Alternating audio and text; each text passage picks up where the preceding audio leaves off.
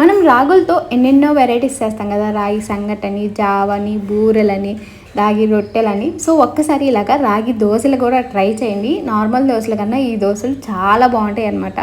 మీరు 4-5 దోశలు నార్మల్ తింటే ఇవి 2-3కి స్టమక్ బాగా ఫుల్ అయిపోతుంది అనమాట. ఎవరైనా డైట్ చేయాలనుకున్నా, అంటే వెయిట్ తగ్గాలన్నా కానీ ఇవి బాగా పనికొస్తాయి అన్నమాట.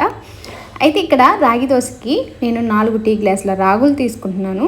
దానికి 1 గ్లాస్ బియ్యం, 1 గ్లాసు మినపప్పు తీసుకుంటున్నాను.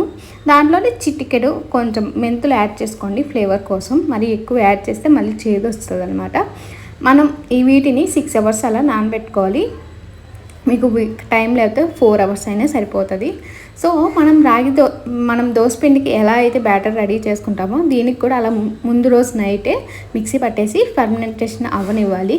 తర్వాత మనం ఇంకా నార్మల్ దోశల పిండిలాగా కొంచెం ఉప్పు కలుపుకొని దోశలు వేసుకోవడమే, అంతే.